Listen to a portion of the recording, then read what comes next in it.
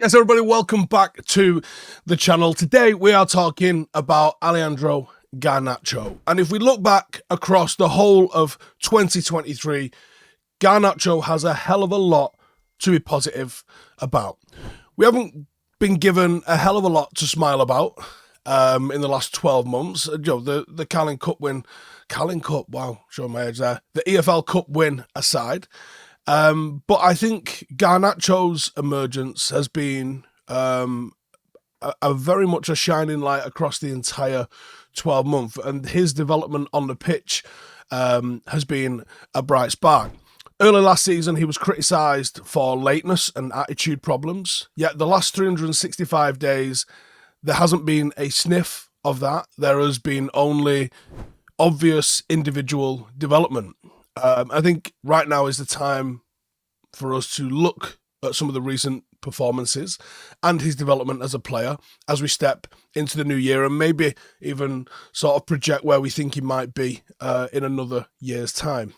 So firstly then, he's leveled up, and we always knew there was something. There was a spark. It was obvious from the FA Youth Cup win at Old Trafford, where in front of that crowd, he took the game by the scruff of the neck and got United over the line. And there's always been a sort of superstar kind of potential within him.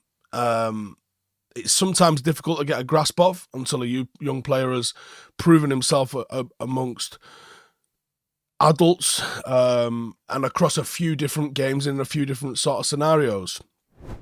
Last season we saw Garnacho really break through and become someone that the manager wasn't afraid to start, and he wasn't afraid to bring off the bench when the game needed an injection of a little bit of intensity. Garnacho finished the season with 19 Premier League games under his belt, and he got 3 goals and 2 assists to his name as well, which is not bad for your breakout season. Certainly not incredible, but certainly not bad either. This season, he's already featured in 18 Premier League games, which means he's pretty much at the level that he was at last season in half as long. And he's already equalled his output of 3 goals and 2 assists. And this team is a lot worse than it was last season as well. And I think expectations on him are even higher. And we've seen a lot more of Garnacho overall. He's starting games consistently now, and he's got some much-needed Champions League experience. He's got a goal in the 6 times that he's appeared. And there is an aura around him, and there's a confidence about him. And I think it's impossible to manufacture that without evidence to back it up. And I think the evidence is starting to arrive there. I can see within 2 years this being a player that knows what he's doing on the pitch and starts making the right decisions. He is only 19, and he's already got himself in the 99th percentile of touches in an opposition box. That's incredibly difficult to do. He's in the 97th percentile for total shots, and he's in the 93rd percentile for non-penalty expected goals. He's actually really up there, and this is across everybody, not just under 21s or whatever. This is across everyone. He's actually doing really, really well. But there's a downside. And the downside is because we see that real raw potential with him. In recent games, Garnacho has turned up the heat. He was integral to the comeback in the 3-2 game against Villa. He scored 2 quality goals, and he's looked a threat in recent games. I think what's let him down for me has been at times the decision making, and at times that selfishness. And I don't mind a bit of selfishness in forwards, but there has to be a balance to the selfishness. You can't just be entirely selfish. You sometimes have to be able to play as part of a team, particularly when the entire forward line isn't working. Whether there's opportunities to play other players in and get them on the score sheet, that's what you need to be trying to do. But that will come with experience. He is only 19. In our recent loss to Forest, Garnacho had a goal contribution where he picked out a clinical cross for Rashford's goal. He's been, and this is a very low bar, but he's probably been our biggest attacking outlet this season. And I think that's reflected in the confidence that he now shows on the ball. He knows that he doesn't need to perform every minute of every single game, because there is a chance that he'll perform or get the opportunity to perform in the next game. He seems like one of the only wingers that's capable of having a progressive carry with the ball and actually beating somebody. Against Villa and Forest, he managed 6 carries in each game, and he finds himself in the 93rd percentile of wingers for doing that. But like I said, there's improvements to be made on him if he's going to be considered a top player in Europe. His playmaking has been below par. His ability to link up just isn't really there. He's very much a final ball. The ball goes to him and then he gets a shot off, or maybe he can get a cross coming back the other way. But there's a lot of selfishness in his play. And I don't necessarily mind that in a young winger, but he does have to mature. Once you start getting into your second and third season, we do have to start seeing other sides to your game. Your first year, your rookie year, if you like, you're allowed those sort of rookie mistakes. You're allowed to go on and be selfish, and you're allowed to go on and do things that may be a little bit to the detriment of the team and a little bit more in favour of yourself, because you're out there trying to establish yourself.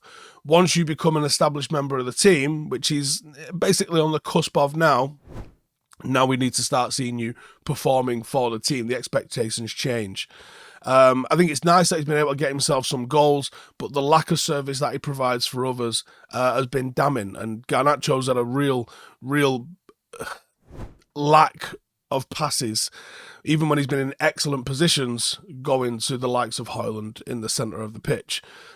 He needs to take the self-centered play down just a notch, because sometimes I don't mind that. Sometimes I don't mind when a player goes, give me the ball, I'll win this game. You need that sometimes. You need that self-assurance, and you also need players who are going to make things happen at times, but it just needs to come down a notch, and I think his numbers will start to increase more. You know, if he was sitting here now with 6 or 7 assists and only a couple of goals, I think everyone would be going, no, it's about the right balance for a winger. It's what we want. If the assists rise, opposition will look at him differently. And what's weird is, as you create more assists, you become more of a goal threat. Because people go, oh, it's Garnacho, he's just going to try and play somebody else in. And then they go, let me lock that pass off. And by locking that pass off, they might stop double marking you, which means you can open up a little bit of space and you can get a shot off. When everybody knows you're just going to go as direct as possible at the goal, they don't even bother marking Højlund. They come and double mark you because we know you're going to try and get a shot off. It works both ways. And part of this is, I think, down to experience and maturity. I think those things will come. And I think there's a genuine footballer in Alejandro Garnacho. And I think there's a steadfastness, there's a self-confidence, and I don't think it's fake. I mean, it was really interesting watching how he basically stood up to the whole of Argentina and was like, no. Cristiano Ronaldo's my guy. And was getting abused by even the likes of Sergio Aguero in the guy's Instagram comments. Like, this is a young man who knows his mind. And, you know, I think that there's a big future for him. You know, there's always going to be talk with the fact that he grew up in Spain, of him probably going back there at some point, probably to Real Madrid, because that's the kind of thing that Real Madrid like to do. And certainly the sort of stories that Real Madrid like to put out there. But I think this is the guy that could really make his name at Manchester United. He's coming through the academy with the sort of flair and the sort of skill level that we'd like to see coming through the Manchester United academy. Let's just see if we can get to the top. If he cuts out the selfishness, I actually think he ends up getting more goals and more assists by doing that, and that just levels him up. It's all right being dangerous. It's all right looking like a threat. You have to be a threat. You have to start producing the numbers in games, and everything else will fall into place. But the last 12 months, and I've been critical of him in the last few weeks, I think his goals at times have masked a little bit of a contribution. But if he scores 30 goals a season, then he can do fuck all in a game as far as I'm concerned, because when the ball comes to him, he's going to score a goal. So there has to be a balance with it, but it's looking good for him so far. Hey, thank you for watching the video. If you are new around these parts, then don't forget to subscribe. My channel is proudly supported by my community on Patreon. If you'd like to get a little bit of extra content, a Discord group, meetups, five-a-side games, weekly podcasts, behind the scenes, and even an occasional bit of transfer news as and when I get it, then for the price of a pint, you can show your appreciation for the content that we make and get some goodies for doing so as well. Check the link in the description or click the button right here. You'll also find all of my socials here too if you want to follow me on any of those platforms. Nice one.